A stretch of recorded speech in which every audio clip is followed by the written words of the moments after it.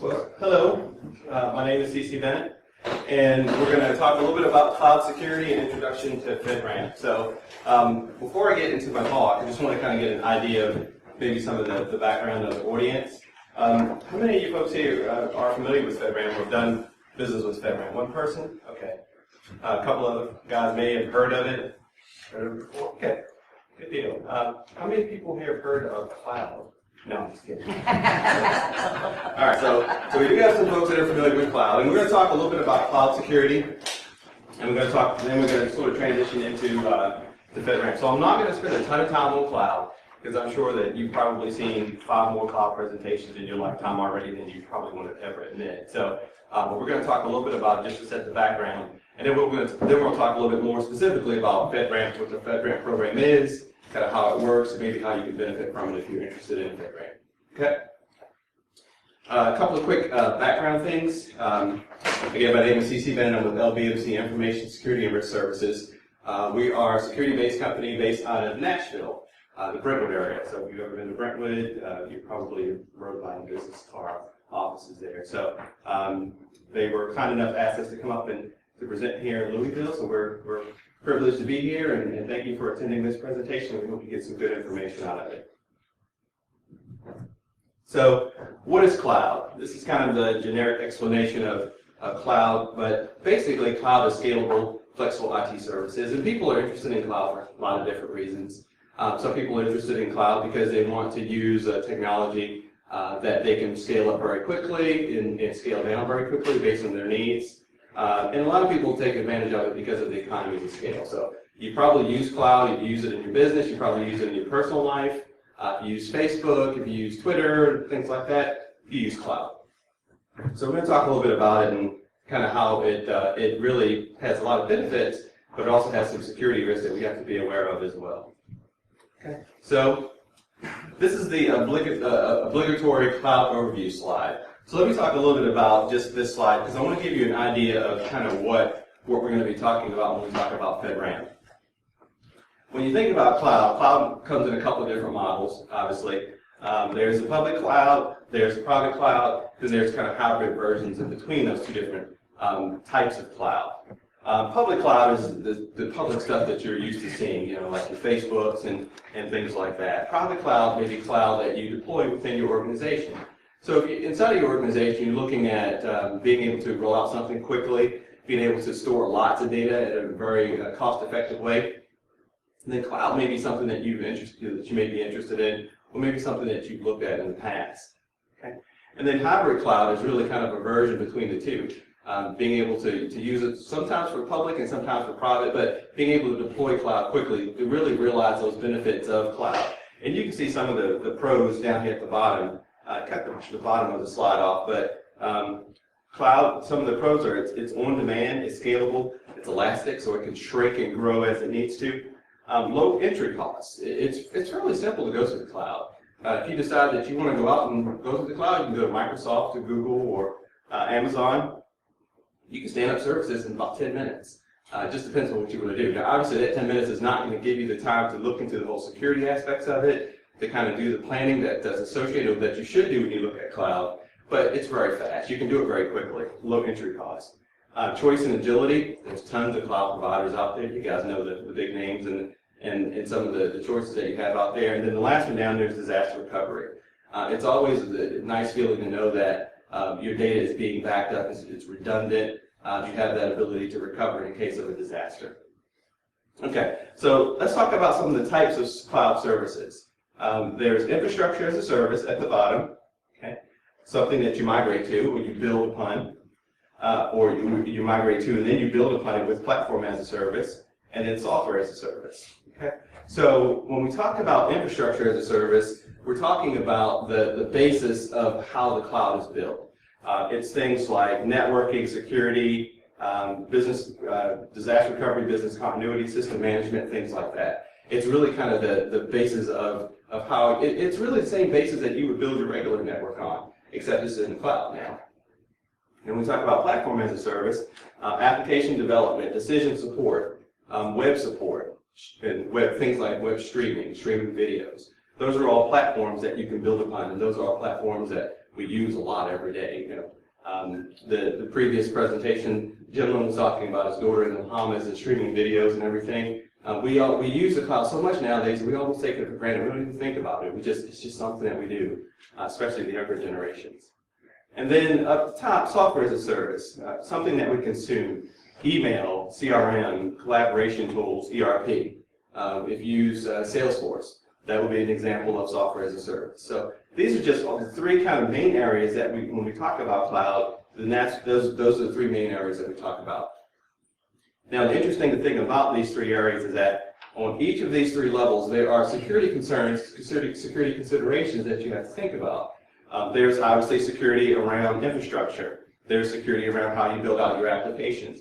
And of course, there's security around how you use and how you configure your application. So we're going to talk a little bit more about these and how they all fit into the whole overall FedRAMP picture. Cloud has a dark side too. Now, can anyone name all four characters? Anybody name all four? I'm not picking you, Ranger, because I know you know all four. Anybody? No?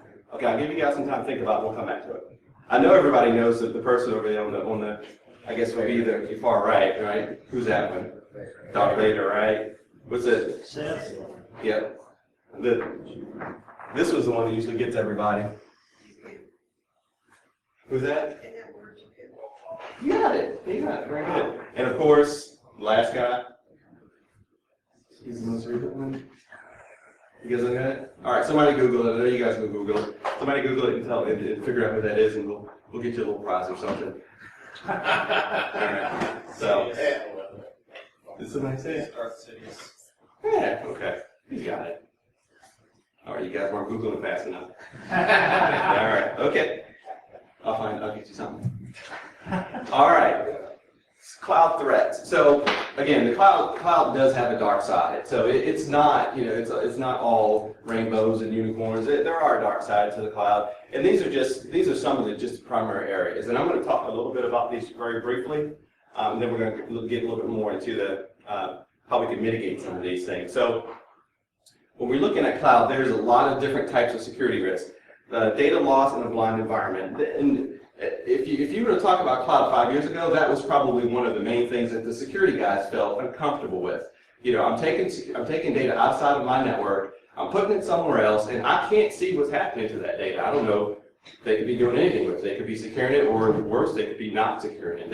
They could be, everybody could have access to it. I can't see it, so I can't control it, so I'm not comfortable with it. So that was a big issue. That's becoming a little less of an issue, but it's still an issue. If you put your data out there, how do you know your data is being secured? Commingling of data, shared technology vulnerabilities, denial of service attacks. If your information is on a cloud environment or on a cloud server, and that server gets taken down or gets somehow messed with from a security perspective, how does that impact you? How does that impact your organization? That's a big thing that you have to think about, right? So that's one of the things that is a security risk. And then there's a whole list of them. I'm not going to sit here and read the slides, but the other area that you have to talk about is compliance. How do you make sure that if you go to the cloud, that you're still going to maintain compliance inside of your organization? Compliance can cover a number of different things. Anyone in here subject to PCI inside of your organization? Okay. People, credit cards. What about HIPAA? Okay, see some hands up now. Okay, all right. So if you're HIPAA, you're probably familiar with high tech as well. So, those are regulatory requirements that you have to think about. And right now, there's not any hard and fast guidance around HIPAA, around high tech as far as the cloud is concerned. But you guys that are in that healthcare field, you know that's coming. You know that's something that you have to think about. Something you have to deal with. So we're going to talk today a little bit about how it's being handled from a federal government perspective. But my forecast, looking into my crystal ball, is that a lot of these same requirements that you see for the federal government side, especially around NIST, are going to be slowly being integrated into the healthcare side. Oh, the last one, legal contracts. That's a huge one. It's kind of one that's always overlooked. But when you're going to the cloud, a lot of people will do the technology, they'll make sure that it's secure, they'll make sure it has all the bells and whistles, but they don't think about how am I going to make sure that my contracts are favorable for me or favorable for my organization. So if something does happen in the cloud, how can I get my data back? How can I go and make sure that the cloud service provider is keeping my data inside of the U.S., inside of the states, things like that. How do I handle e-discovery and legal hold issues? So those are all things that are huge. And those are the kind of issues that you don't really think about until they become a problem. And then when they become a problem, they become a big problem. So that's something that you have to think about, especially around cloud, is how do you handle the legal aspects of it? So I thought this was an interesting slide. It talks a little bit about cloud adoption. Okay, it says 85% of nearly 150 chief information security officers said their organizations are moving to the cloud, but nearly half expect a major cloud provider to experience a security breach. Does anyone else find that kind of odd other than me, maybe? 85% are going to move to the cloud, but they know they're going to be breached. It's interesting, right? That's not what security people like to see. We don't like, we know we're going to be breached. We like black and white. It's either going to secure or it's not secure. We like it one way or the other. But the reality of it, and you guys know this, is that as you move to the cloud, as you adopt new technologies, things are going to happen. Things are constantly changing, and especially when you're working in a cloud environment, because you don't have total control over that entire environment. So you have to make a best effort in order to secure it the best you can, and that's what we're going to talk about, how we can do to make that best effort. So how do you mitigate some of these security risks that this kind of study talked about? Well, there's sort of a 5-step model that I like to use. It's called the cloud mitigation model. The first thing that it talks about is defining the language. So understanding what you're talking about, and there's a whole presentation I have on this, and if you're interested in this slide, I can give you some more background detail on it. But the first one is define the language. So talk about, are you talking about software, are you talking about infrastructure, or are you talking about platform? And make sure that when you're talking and defining that language, the folks that you're talking to, your business folks, your technical folks, they're all talking the same language and on the same page. Because you'd be surprised if your CEO, your CIO, your CISO comes to you and say, we want to deploy this in the cloud because it's going to save us money. The marketing folks are on board and we're ready to go. And everybody kind of gets together and they start talking about cloud. So you're talking about the technical aspects of it. Your marketing people are talking about how they're going to roll it out in a marketing fashion. They want to roll out platform as a service because they don't care about software as a service. They don't care about the other aspects of it. Your networking guys are looking at infrastructure as a service, and before you know it, you got 3 projects that aren't even really talking to each other, right? So making sure that you understand the language and you're all talking on that same page is going to be extremely important. Design your requirements. Make sure you have your non-negotiable items in your requirements. That includes your contracts. Some things you can negotiate on. You may be able to negotiate on your service level agreements and SLAs, but some things you got to really say, we want it this way. It's got to be done this way, and we have to have it. So those are your non-negotiable items. Okay. Identify your tools. Look at your contracts, look at your processes and audits, look at your technologies, look at your cloud service provider, and see whether they have things implemented like firewalls in the cloud. Do they have intrusion detection in the cloud? Do they have monitoring in the cloud? That's an important thing. Do they have incident response in the cloud? All those things that you do inside of your own 4 walls for your own network, you still have to make sure that they're all available in the cloud and you can utilize that in the cloud. Okay, develop a checklist. What are the things that you need to know up front? Go through that checklist and make sure you don't miss any of those items. That's going to be extremely important because the worst thing that you can do is get to the end of the process and understand, you got all the way through, you're ready to go, it's ready to be deployed, and you missed this major step because you thought someone else was doing it. So that's important. Make sure that you follow that checklist. And then finally, follow best practices. There's tons and tons of best practices out there that we all follow on a day-to-day basis. If you follow NIST, if you follow ISO, whatever your security program follows, then you want to make sure that you follow the best practices that are associated with that. All right. So let's talk a little bit about some cloud security standards. Okay. And then we're going to get a little bit more into FedRAMP, and I said I would keep it brief with the other stuff. So has anyone ever heard of the Cloud Security Alliance? Okay, a couple of folks. Have you guys used the Cloud Control Matrix before? Okay. Did you find it useful? Yeah, it's a good document. For those who may not have heard of it, the Cloud Security Alliance has a document called the CCM, and it's a document that was put together by the Cloud Security Alliance, and it's used to that kind of define security controls for various types of security standards. So it has a matrix that maps things like FedRAMP and PCI and SOX and you name it, some really obscure ones as well. And it's very good because if you're an organization, more than likely you have at least one security standard or compliance regulation that you have to adhere to. You probably have multiple ones. So this document is a way of being able to compare all of those so that when you deploy solutions inside of your environment, especially ones that are related to the cloud, you can see how it applies across the board.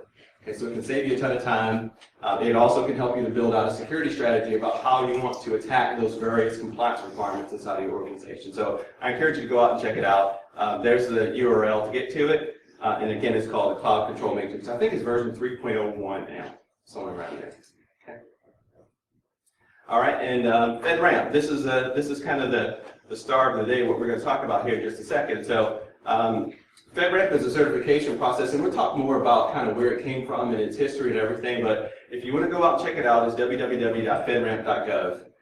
And if you follow any of the federal government's laws and things like that, you'll see that FedRAMP is a program, even though it started back in 2010, it's a program that's still maturing. They're still fighting over a lot of stuff about how it should be done and who should do what and how it should, deadlines and requirements and things like that. So we'll talk a little bit about it, but I encourage you to go out and take a look at the website and sign up for some of their newsletters and things like that, because I think you'll find it very interesting. Okay. All right, so what is FedRAMP? The Federal Risk and Authorization Management Program is what the acronym FedRAMP stands for. And as you guys know, the government is never short on acronyms.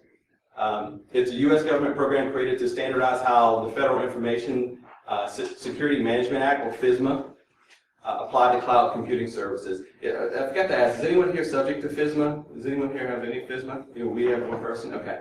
So you know that FISMA, the FISMA and FedRAMP are very closely aligned. They're both based on the same set of NIST standards.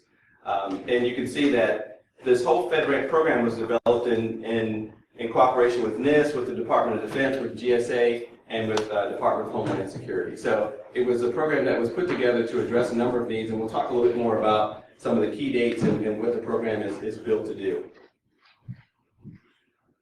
Okay, so just a little bit of history on FedRAMP. December 9, 2010, the Cloud First policy was enacted. And basically what this policy said was that if you're looking to go and adopt new technology or implement new technology inside of your environment, you need to consider you're going to the cloud or using the cloud as your first option. Okay? And obviously there's some data payloads and things like that can't go to the cloud. But in those cases, then there's other solutions that are out there and they will approve it. But for things that could go to the cloud, could possibly go to the cloud, cloud is going to be the first option that they would want you to look at. December the 8th, 2011, that's when the FedRAMP program was established. And then in June 2014, they required all federal agencies to meet FedRAMP requirements. So that's kind of just a really thumbnail view of the FedRAMP program. The important thing to know about the program is that since June 2014, the program has really picked up a lot of steam. You'll see that organizations are going to the program or being kind of forced to go to the program as far as from the agency perspective, or at least utilize the program. The part that probably has more steam than anything else is that along with this requirement to move to FedRAMP came the requirement for cloud service providers or companies that are interested in doing business with the federal government to also adopt that same level of certification. So that's what we're going to talk about. If you're and I'll use the term CSP, if you're a CSP or a cloud service provider, and you want to do business with the federal government, if it's GSA or whatever, HHS or any other federal agency, then you're probably thinking about, well, how do I get certified so that I can participate in this program? Because since they're forced to pick from this pool, I need to somehow figure out how I can certify my company so that I can participate in that pool. And that's what we're going to talk about. Okay. So, here's the purpose of FedRAMP. Standardized methodology to security assessments, authorization, and continuous monitoring of cloud-based services. So they wanted to come up with a way to standardize the process. And as you know, security assessments, authorizations, continuous monitoring, If every agency did it differently and every organization did it differently, it would just be chaos. So what they said was, well, let's come up with a standard way of making sure that everybody does it the same so that we can do it once and we can reuse that same authorization or authority to operate multiple times. And that's really what that second bullet is. So once you define an organization, the organization goes through that compliance process and they get certified, then that certification can be used for other multiple agencies, or it can be used for all agencies depending upon which path you decide to go down. The nice thing also about it is that it provides a repository of authorized packages. So you'll see this term when you start looking at some of the FedRAMP documentation, authorized secure cloud packages. And basically what that means is it's an authority to operate, or it's a certification from the FedRAMP Program Management Office that says that you've gone through the entire audit process and your solution is secure and it is able to be used by any federal agency that participates in the FedRAMP program. Okay? So once you get that authority to operate, then you're kind of in that bucket. So when they want to use a service, whether it's an infrastructure as a service or maybe a platform as a service or software as a service, they pull from that bucket and they're able to utilize your service. So it gives you the ability to kind of have a heads up in the competition, because now you're authorized and you're in kind of a selected pool versus everyone else. It's kind of you're kind of a big fish in a small pond versus a small fish in a really big pond. All right, and then we kind of talked about the next to last one. And then standardized contract language. Kind of getting back to what we were talking about for contract language, there are some standards that you have to meet for FedRAMP that make sure that you have all of those required language parts in your contracts and in your agreements and things like that. So it's nice because now you kind of remove the ambiguity. You're not going to miss anything because it's part of the audit process. All right, so what does FedRAMP cover? It covers a whole list of things. I'm not going to read them to you guys, but you can look at them. But you can see that it pretty much covers most of the things that as security professionals that we're thinking about, right? It's going to cover like audit and testing. It's going to cover continuous monitoring. It's going to cover vulnerability management, so that includes all your pen testing and your vulnerability scanning and all those good things that we like to do. But it's also going to cover some of the things that we probably aren't really all that excited about. Data jurisdiction and ownership. It's also going to cover security of data at rest and in transit, so that includes all your types of encryption, all your FIPS encryption levels and things like that. It's going to cover privacy, confidentiality. It covers everything. It's a very comprehensive assessment, very comprehensive audit, and it's something that once you're done, you feel like you've been to an audit. But it's very comprehensive. Covers all these different areas. And I don't think I have this in the presentation, but when you go through these audits, there are about 325 audit steps that are associated with FedRAMP audit. So very comprehensive. All right, so let's talk a little bit about the players. I've been talking about the program, but I want to give you a little bit of information about who really is involved in the FedRAMP program. So there's really four main components, and I'll start with the middle one, cloud service providers.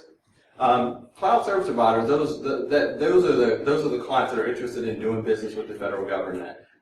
Some people call them cloud service providers, people call them clients, some people call them organizations that are looking to sell services, whatever you want to say. Those are the guys that really drive the FedRAMP program for the most part. Okay. The next one I want to talk about is the FedRAMP PMO and the Joint Authorization Board.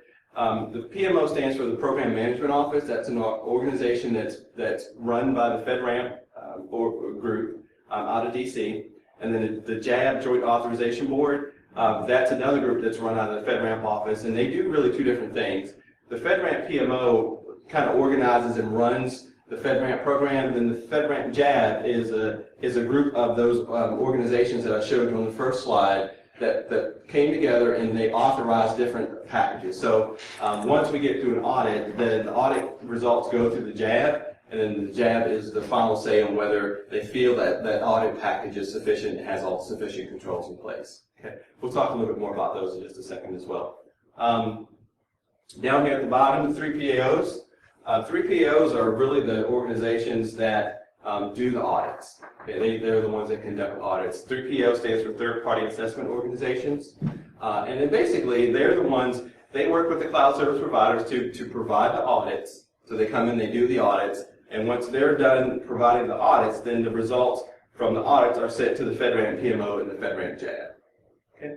And then the final one up here is the federal agencies.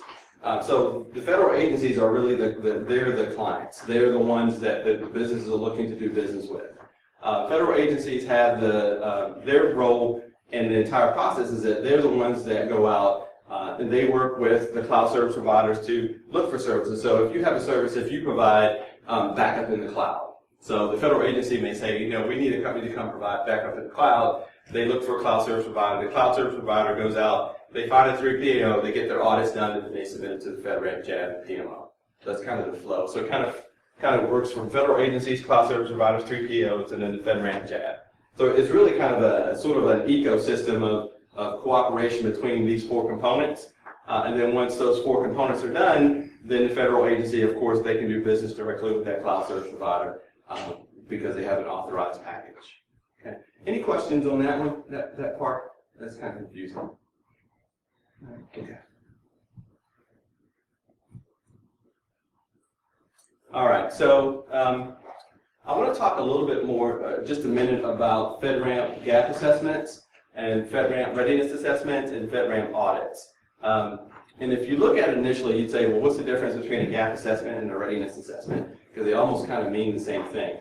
Well, in a typical audit world, a gap assessment is when you come in and you look at a client's environment and you determine whether there's gaps. You know, do they meet the requirements? Or there's something that they're just missing that you need to go out and you need to make sure that they put in place before you actually do the audit. And you would be right.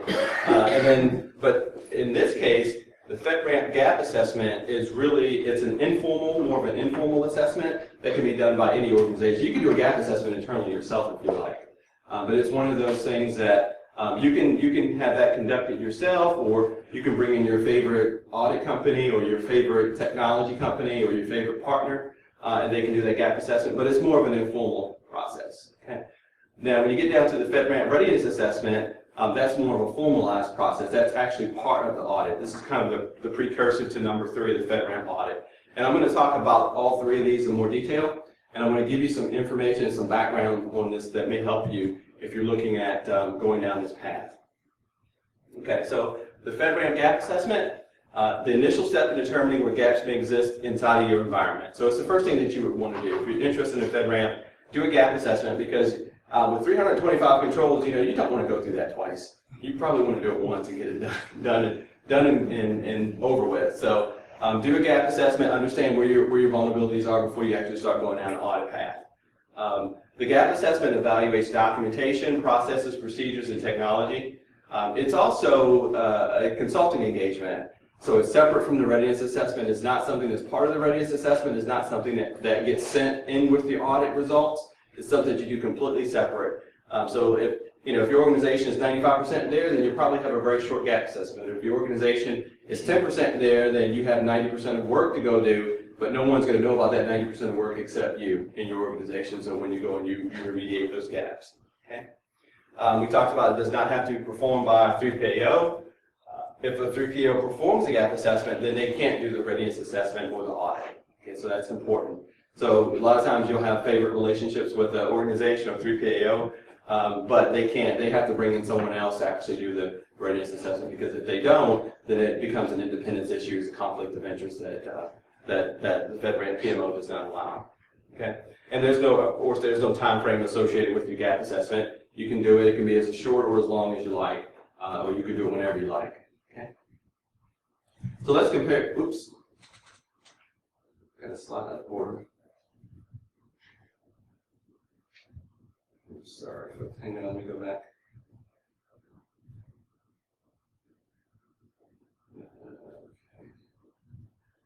There we go. Okay. The FedRAMP readiness assessment. So let's talk a little bit about the readiness assessment. So the readiness assessment is a formalized process that's used to go out and look at your environment once you get done your gap assessment, if you decide to do one.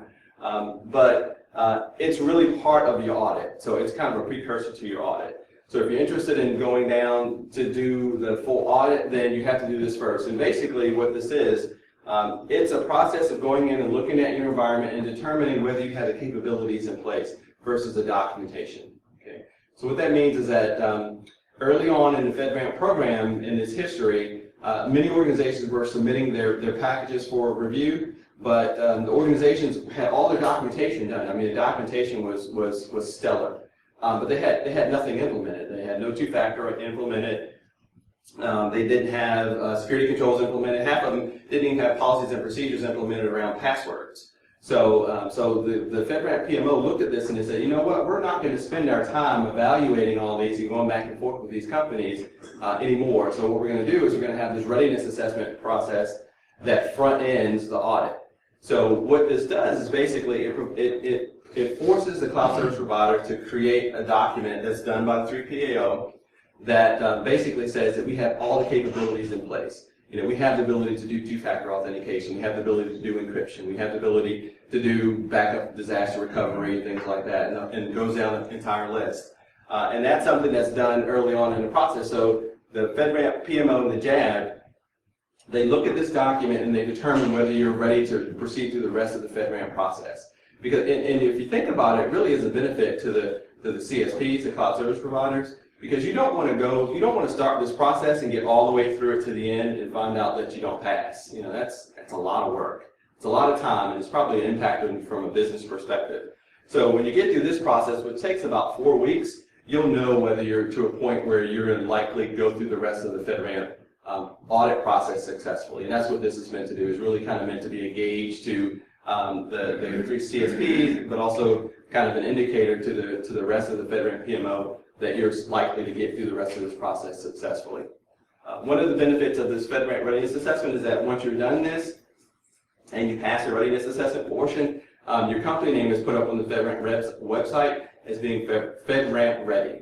Okay, so that basically means that you can go out and you can start using the logo, you can start selling with it, you can start saying that we're likely to complete the FedRAMP process, and then it kind of takes you back to what that slide, you remember slide we looked at that showed the agencies. Then you can start having those conversations with the agencies that says, now we're getting to the point where we're getting close. Let's start talking about deployments and contracts and things like that. So it gives you kind of the ability to let everybody know that you're going down that path and you're likely to be successful with that process. Okay. And then the next one is audit, the FedRAMP audit. Okay, so this is kind of the big enchilada. This is the work part. Talked about 325 controls, so it covers all 325 controls. It's based on NIST 853 standards. You're probably familiar with those. Must be performed by a 3PO. Okay, and as we mentioned, it can be the same 3PO that performs the readiness assessment, but it can't be the same organization that performs the gap assessment. Okay, that's really important. 3POs work with CSPs to develop key auditing components. And this is something that's probably going to be a little different from the audits that you're used to going through.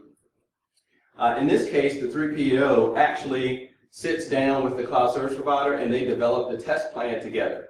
Okay, so it's not that we would walk in the door and we say, okay, this is our test plan. We drop it on the table and we say, go start giving us evidence and artifacts and let's start, looking at people's shoulders and so forth and so on. In this case, you actually have to develop it together. And then once it's done, you have to submit it to the FedRAMP PMO for review, and then you start testing after that's done. So they give you a set of guidelines to work within, but really you have to develop it together, and it has to be something that's applicable to the environment. Okay. The next bullet, 3POs work with CSPs to complete annual recertification requirements, including continuous monitoring. If you haven't heard this term before, continuous monitoring for FedRAMP is really a process of looking at things like vulnerability scans, looking at your logs that come off your security devices, monitoring your environment on a continuous basis, year after year, month after month, day after day. So, and that's something that it's tested initially, but it's also tested on an annual basis along with likely 1/3 of the controls that the FedRAMP PMO designates as critical controls that need to be reviewed. Okay. One of the things I wanted to mention about the previous slide, the readiness assessment. Readiness assessments should take about a month to complete. So it's fairly short exercise. The audit should take about 90 days to complete, but about 6 months to get through the entire process. Okay. That's what they're saying. So I'm kind of skeptical in the 6-month part, but I'm gonna be positive and hope that we start getting some through in about 6 months. But it's a long process that you have to go through, but 6 months is around the time frame that they're estimating. Okay, so these are some of the documents that you would have to provide as part of FedRAMP. You guys are probably familiar with a bunch of these. Information security policies, I mean, you all have policies and procedures. Contingency plans, incident response plans, system security plan. If you've never heard of a system security plan, I encourage you to go out to the FedRAMP website and download the template. If you're interested in FedRAMP, that would probably be your first step that I would recommend. Because if you don't like documentation, then you may want to go do something else. It's a very long document, but it'll give you an idea of some of the areas that will be involved, obviously involved in the audit, but it also give you an idea of the document that you'll have to create. System security plans range anywhere in the range of, I think the template is about 400 pages long with no information in it. So once you put some data in it, you're looking at a pretty hefty document. So go out and take a look at the system security plan. E-authentication template talks about how your types of data, kind of data classification at the government level. FIPS 199, control information summary. These are all templates that are provided by the FedRAMP PMO, and they all deal with helping you to sort of put your data in kind of buckets and define how your data is laid out in your environment, and then define where your controls, how your controls are laid out in your environment, and you would put them in these templates and you provide that as part of your audit results when you provide the audit data to your auditor. Okay. All right, so paths to certification. There are two different paths for organizations that are interested in certification. One is agency sponsorship, and the other one is the Joint Authorization Board, the JAB that we mentioned earlier. So let's talk about agency sponsorship, and then we'll talk about JAB, and I'll kind of draw a distinction between the two. Agency sponsorship requires a 3PO audit, but it doesn't require the readiness assessment. It's not an absolute requirement. It's highly recommended, but you don't have to do it if you go down the agency path. Okay. FedRAMP certification applies only to the agency that is a sponsor. So if the Department of Homeland Security decides that they want to sponsor a company and they go down the agency path, then when that company gets their certification, it only applies to the Department of Homeland Security. It doesn't apply to any other agency in the U.S. government. Okay. And that's going to be a difference from that, between that and the JAB. Additional agencies can review previously submitted FedRAMP documentation. So if another agency like HHS decides that they want to use that same tool that DHS is using, they can go out and they can pull that cloud service provider's package and review it, and they can approve it themselves and decide that they want to use it, but they still have to go down their own approval process. It's an individual approval process for each organization if you're looking at it from the FedRAMP agency or from the agency sponsorship level. CSPs work directly with the agency, so this can be a faster path to certification. What that means is that instead of working through the JAB and going through kind of the whole gamut of everything that you have to review, if you're working with an agency and the agency decides that they don't want to, they're not interested in a certain security level or a certain security component, they can say, you know what, it doesn't apply to our agency, we don't care about it, like PIP cards, we don't care about PIP cards. If you don't have PIP cards, then that may be an issue for another agency, but it's not an issue for us. We're going to go ahead and move forward with you, or we're going to conditionally approve it based on the fact that you have PIP cards, or you will have PIP cards later on in the future. So the agency, in this case, has a lot of latitude to decide what they want to accept as far as risk for their agency. That's basically what it comes down to. So if you're going down this path and you have an agency, then you'll probably work very closely with an agency to define what your security requirements are going to be. And again, and if an agency is working with you, they can move you through that process a lot faster because they're going to be the ones that are going to be reviewing your packages initially, and then they'll make a recommendation to send it to the JAB for any additional review going forward. So this can be a much faster path to certification, but the downside is that it only applies to the agency that's your sponsor. All right. Okay, so let's compare that to the JAB, or the Joint Authorization Board path. The JAB path requires the readiness assessment report and the 3PO audit both to be completed. So there's no shortcuts as far as the readiness assessment. You have to do it if you're interested in the JAB. One of the reasons why you have to do both of them, obviously, is that the FedRAMP certification applies to all federal agencies. So once you're done the certification through the JAB, your company can do business with any federal agency that participates in the FedRAMP program, period. Okay. No restrictions as to agencies or anything like that. It's out there. If they decide they want to use it, then they have authorization to use it.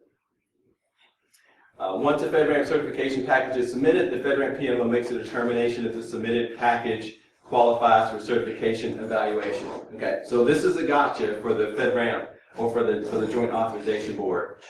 If you're a company and you want to do business and you go through this path, you say, I'm going to go down the JAB path, I want every agency to be able to use my tool, my widget, you have to make sure that you have at least a decent level of interest at the federal government level or the agency level, so that when they go, those agencies go back and they talk to the FedRAMP certification or the FedRAMP PMO, even if they're not looking to sponsor you, there has to be that level of interest, because the FedRAMP PMO, they have the ability to say, you know, you have a fantastic tool, but we only have 3 agencies that are interested in it, or only have 1 agency that's interested in it. So we're not going to waste our time going through and certifying your tool because you don't have enough agencies that are interested. And they can say, we're just going to put you in a queue, and we'll look at you in 6 months, we'll look at you in a year, we'll look at you never. Okay, so that's something that you have to think about. So that's not really a federal agency thing. That's kind of more of a your company thing. You know, you're working with your business development folks to make sure that you have that level of interest developed, so that when you go and you submit your package to the FedRAMP, to the JAB, the JAB knows that their interest is out there. Agencies may, you know, you may have a relationship with an agency, and the agency may go with you and say, okay, you know, we have 4 agencies within our agencies that are interested in these, you know, in your package, and let's talk about how we can get these guys through the process without them being your sponsor. Does that make sense to everybody? Okay. Because that's an important thing that that's one of the things that they're looking at, trying to fix that, so that organizations don't start this process, get halfway through it, and find out that they don't have enough interest to be able to really complete the rest of the evaluation by the JAB. Because, you know, you can imagine if you spent $150,000 for the audit, you know, you spent $300,000 implementing technology, you get all the way down to the last part, you submit everything, and the FedRAMP JAB looks at it and goes, you know, yeah, it's nice, but nobody's interested in doing it, so we have limited staff, we're not going to look at it, then that's probably not going to go over very well within your organization. So they're looking at trying to figure out ways to be able to fix that so that everything that's submitted can be evaluated.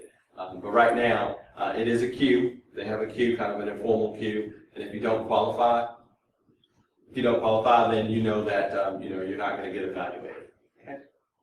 CSPs work directly, the last bullet, with the FedRAMP PMO and Joint Authorization Board to achieve certification.